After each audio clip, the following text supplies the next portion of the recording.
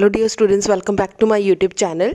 ਸੋ ਬੱਚੇ, ਅਸੀਂ last video ਦੇ ਵਿੱਚ ਜਿਹੜੀ ਇਹਦੀ ਇੰਟਰੋਡਕਸ਼ਨ, ਇਹਦੀਆਂ ਡੈਫੀਨੇਸ਼ਨਸ ਔਰ ਨਿਊਟਨਸ ਲਾਅ ਆਫ ਗ੍ਰੈਵੀਟੇਸ਼ਨ ਜਿਹੜਾ ਕੀਤਾ ਸੀ। ਸੋ ਇਸ ਵੀਡੀਓ ਦੇ ਵਿੱਚ ਬੱਚੇ ਅਸੀਂ ਨੈਕਸਟ ਟੌਪਿਕ ਕਰਨ ਜਾ ਰਹੇ ਹਾਂ, that is Newton's law of gravitation in a vector form. ਬੱਚੇ ਵੈਕਟਰ ਫਾਰਮ ਜ਼ਿਆਦਾ ਇੰਪੋਰਟੈਂਟ ਨਹੀਂ ਹੈ, ਜਸਟ ਇੱਕ ਵਾਰੀ ਦੇਖ ਲੈਣਾ, ਅਦਰਵਾਈਜ਼ ਇਹ ਪੇਪਰ ਵਿੱਚ ਆਉਣ ਦੇ ਚਾਂਸਿਸ 1 ਜਾਂ 2% ਹੈ। ਇਹ ਇੰਨਾ ਜ਼ਿਆਦਾ ਇੰਪੋਰਟੈਂਟ ਨਹੀਂ ਹੈ। Consider 2 point objects of mass m1 m2 separated by a distance r। ਅਸੀਂ ਕੀ ਕੀਤਾ, ਦੋ ਮਾਸਿਸ ਲੈ ਲਈ ਇਸ ਤਰੀਕੇ ਨਾਲ, m1 ਐਂਡ m2, ਔਰ ਦੋਨਾਂ ਦੀ ਡਿਸਟੈਂਸ ਕਿੰਨੀ ਆ, r। ਹੁਣ ਕਹਿੰਦੇ ਆ ਜਿਹੜਾ m2 ਆ ਉਹ ਅਟਰੈਕਟ m1 ਨੂੰ ਕਰ ਰਿਹਾ ਵਿਦ ਗ੍ਰੈਵੀਟੇਸ਼ਨ ਫੋਰਸ F21। ਸੋ ਬੱਚੇ ਇੱਥੇ ਜਿਹੜੀ ਫੋਰਸ ਲੱਗ ਰਹੀ ਆ ਇਸ ਤਰੀਕੇ ਨਾਲ ਲੱਗ ਰਹੀ ਆ F21। ਸੋ ਜਿਹੜੀ ਆ m2 ਆ ਉਹ m1 ਮਾਸ ਨੂੰ ਅਟਰੈਕਟ ਕਰ ਰਿਹਾ। ਸਾਨੂੰ ਪਤਾ ਕਿ ਯੂਨੀਵਰਸ ਦੇ ਅੰਦਰ ਕੋਈ ਵੀ ਦੋ ਆਬਜੈਕਟ ਹੋਣ ਤਾਂ ਇੱਕ ਦੂਸਰੇ ਨੂੰ ਅਟਰੈਕਟ ਕਰਦੇ ਆ ਪਰਟੀਕੂਲਰ ਕਿਸੇ ਫੋਰਸ ਦੇ ਨਾਲ, ਦੈਟ ਇਜ਼ F21। ਸੋ ਬੱਚੇ F ਕਿਹਦੇ ਇਕੁਅਲ ਹੁੰਦਾ ਆ, capital G m1 m2 divided by r square.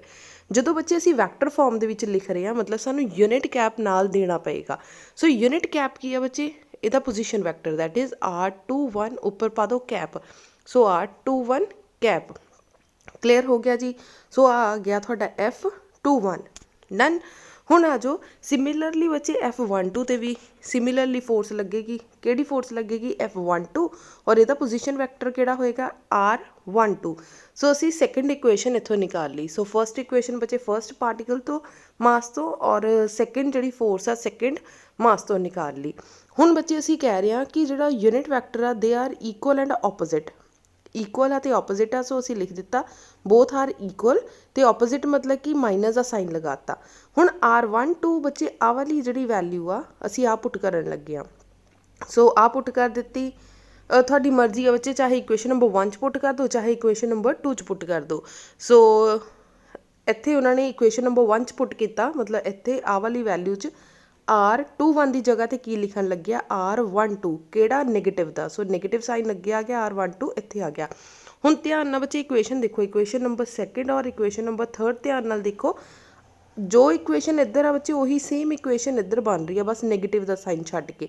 ਕੀ ਅਸੀਂ ਲਿਖ ਸਕਦੇ ਹਾਂ F12 ਜਿਹੜਾ ਹੈ F21 ਦੇ ਇਕੁਅਲ ਆ ਜਾਏਗਾ, ਬਟ ਇਨ ਆਪੋਜ਼ਿਟ ਸਾਈਨ। ਠੀਕ ਹੈ ਜੀ। So this is Newton's third law of motion. ਇੱਥੋਂ ਪਤਾ ਲੱਗਦਾ ਕਿ ਇਕੁਅਲ ਐਂਡ ਆਪੋਜ਼ਿਟ ਆ। Gravitation force between 2 point masses are equal in magnitude. Magnitude 'ਚ ਦੋਨੋਂ ਬਰਾਬਰ ਹੋਣਗੇ, but opposite in direction, but direction opposite ਹੋਏਗੀ। ਮਤਲਬ ਕਿ ਅਗਰ ਇੱਕ ਦੀ ਫੋਰਸ ਇੱਧਰ ਨੂੰ ਲੱਗ ਰਹੀ ਹੈ ਤਾਂ ਦੂਸਰੀ ਦੀ ਫੋਰਸ ਇਸ ਤਰੀਕੇ ਨੂੰ, ਇਸ ਤਰਫ ਨੂੰ ਲੱਗੇਗੀ। ਇਹਨੂੰ ਕਹਿੰਦੇ ਹਾਂ ਅਸੀਂ ਆਪੋਜ਼ਿਟ।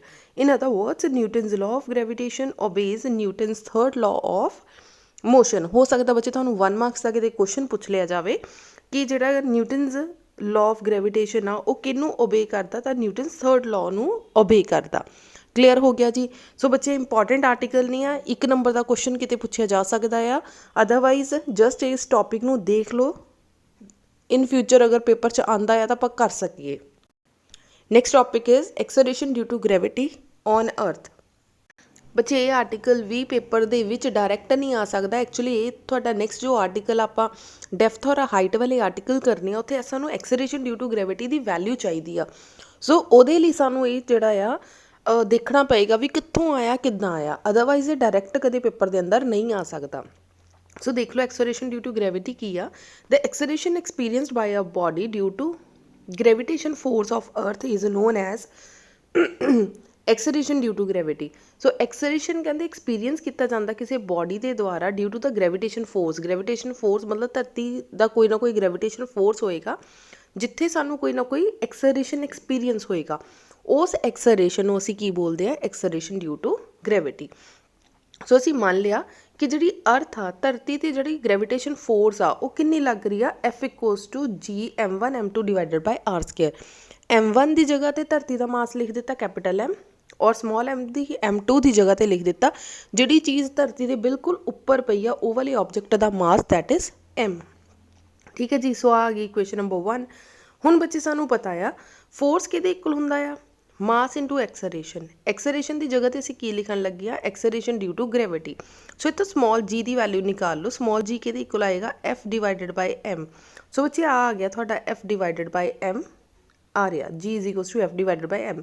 सो एफ की वैल्यू बच्चे आ पुट कर दो, जिद्दां ही आ पुट करोगे तो आ जाएगा G M divided by M R square, M दे नाल एम कैंसल, फाइनली जी का आंसर कितना आ गया G M over R square. This is the most important, इनू बच्चे इक्वेशन अच्छी तरीके नाल लर्न कर लो, ये नाल दे न्यूमैरिकल्स आएंगे ਜਿਹੜੇ ਨੈਕਸਟ ਬੱਚੇ ਡੈਫਥ ਔਰ ਹਾਈਟ ਵਾਲੇ ਟੌਪਿਕਸ ਆ ਉਹਨਾਂ ਦੇ ਵਿੱਚ ਬੱਚੇ ਇਹ ਬਹੁਤ ਜ਼ਿਆਦਾ ਜਿਹੜਾ ਯੂਜ਼ ਹੋਏਗਾ।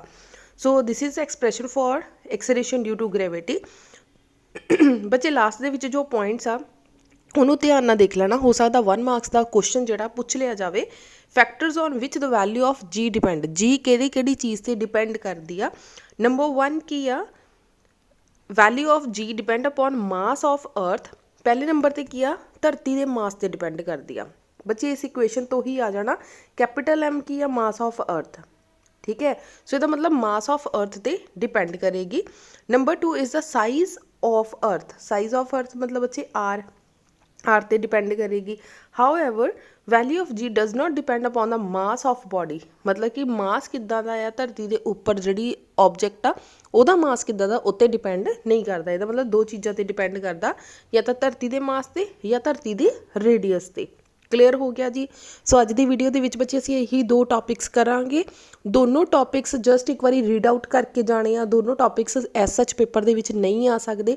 ਸੋ ਬੱਚੇ 3rd ਲੈਕਚਰ ਔਰ 4th ਲੈਕਚਰ ਮੈਂ ਲਾਸਟ ਈਅਰ ਹੀ ਅਪਲੋਡ ਕੀਤਾ ਹੋਇਆ। ਸੋ ਉਹ ਵਾਲੇ ਲੈਕਚਰ ਦੇ ਬੱਚੇ ਜਿਹੜੇ ਲਿੰਕ ਆ ਉਹ ਤੁਹਾਨੂੰ ਇਸ ਇਹਦੀ ਡਿਸਕ੍ਰਿਪਸ਼ਨ ਬਾਕਸ ਦੇ ਵਿੱਚ ਮਿਲ ਜਾਏਗਾ। ਸੋ ਬੱਚੇ ਇੱਕ ਵਾਰੀ ਓਪਨ ਕਰਕੇ ਡਿਸਕ੍ਰਿਪਸ਼ਨ ਬਾਕਸ ਓਪਨ ਕਰਕੇ ਜ਼ਰੂਰ ਦੇਖ ਲੈਣਾ। ਸੋ ਰਾਜੇ ਕਾਫੀ ਬੱਚੇ ਪੁੱਛਦੇ ਆ ਕਿ ਮੈਮ ਡਿਸਕ੍ਰਿਪਸ਼ਨ ਬਾਕਸ ਕਿੱਥੇ, ਸਾਨੂੰ ਡਿਸਕ੍ਰਿਪਸ਼ਨ ਬਾਕਸ ਦਾ ਨਹੀਂ ਪਤਾ। ਜਿੱਦਾਂ ਹੀ ਤੁਸੀਂ ਵੀਡੀਓ ਓਪਨ ਕਰੋਗੇ ਸੋ ਦੇਖ ਲਓ ਰਾਜੇ, ਮੰਨ ਲਓ ਮੈਂ ਤੁਹਾਡੀ +1 ਕਲਾਸ ਦਾ ਜਿਹੜੀ ਆ ਵੀਡੀਓ ਓਪਨ ਕੀਤੀ, ਇੱਥੇ ਬੱਚੇ ਤੁਸੀਂ ਐਰੋ ਦੇਖ ਰਹੇ ਆ ਵਾਲਾ ਐਰੋ, ਠੀਕ ਹੈ। ਜਿੱਦਾਂ ਹੀ ਤੁਸੀਂ ਇਸ ਐਰੋ 'ਤੇ ਕਲਿੱਕ ਕਰੋਗੇ, ਕਲਿੱਕ ਕੀਤਾ ਬੱਚੇ ਆ ਤੁਹਾਡੀ ਡਿਸਕ੍ਰਿਪਸ਼ਨ ਓਪਨ ਹੋ ਗਈ ਆ। ਦੇਖੋ ਇੱਥੇ ਲਿਖਿਆ ਹੋਇਆ ਡਿਸਕ੍ਰਿਪਸ਼ਨ, ਕਿਉਂਕਿ ਇਸ ਵੀਡੀਓ ਦੇ ਵਿੱਚ ਮੈਂ ਕੋਈ ਡਿਸਕ੍ਰਿਪਸ਼ਨ ਨਹੀਂ, ਜ਼ਿਆਦਾ ਕੁਝ ਨਹੀਂ ਲਿਖਿਆ ਹੋਇਆ। ਸੋ ਆ ਗਿਆ, ਠੀਕ ਹੈ। ਕਲੀਅਰ ਹੋ ਗਿਆ ਕਿੱਥੇ ਹੁੰਦੀ ਹੈ ਡਿਸਕ੍ਰਿਪਸ਼ਨ। ਸੋ ਬੱਚੇ ਆ ਤੁਹਾਡੀ ਸਾਰੇ ਲੈਕਚਰਸ ਦੀਆਂ ਵੀਡੀਓਜ਼ ਹੈ, ਆ ਤੁਸੀਂ ਦੇਖ ਸਕਦੇ ਆ। ਫਸਟ ਲੈਕਚਰ ਦੀ ਵੀਡੀਓ ਆ। ਸੋ ਇਹਦੀ ਡਿਸਕ੍ਰਿਪਸ਼ਨ ਦੇ ਵਿੱਚ ਬੱਚੇ ਮੈਂ ਲਿੰਕ ਪ੍ਰੋਵਾਈਡ ਕੀਤਾ ਹੋਇਆ ਆ। ਸੋ ਆ ਰਿਹਾ ਤੁਹਾਡਾ link +1 the unit 6 the playlist.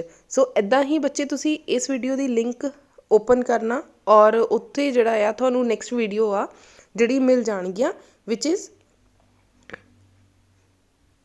Effect of earth depth on acceleration due to gravity और acceleration due to gravity at height H. बच्चे आ दोनों टॉपिक मोस्ट इंपॉर्टेंट टॉपिक्स आ, पेपर में आने के चांसिस बहुत ज़्यादा होंगे आ। सो बच्चे सैकेंड लैक्चर तो बाद मतलब आ साडा फर्स्ट लैक्चर है, अज वाला लैक्चर बच्चे साडा सैकेंड लैक्चर है, कैपलर्स लॉ 3rd लैक्चर होएगा। नैक्सट बच्चे आ तुहाडा 4th लैक्चर है। क्लियर हो गया जी। सो या इनू सैकेंड लैक्चर दे दो, कोई भी दे दो, ठीक है। सैकेंड और 3rd जो मेरा अज वाला है वो सैकेंड मान लो, इनू 3rd मान लो, आ वाला 4th और 5th। बच्चे 4th and 5th is the most important topic. तो बच्चे जाते हुए वीडियो को लाइक कर जाना, मैक्सिमम अपनी क्लास सर्कल तक, अपनी फ्रेंड सर्कल तक बच्चे शेयर कर जाना और सबसक्राइब करना बिल्कुल ना भूलना। Thank you so much.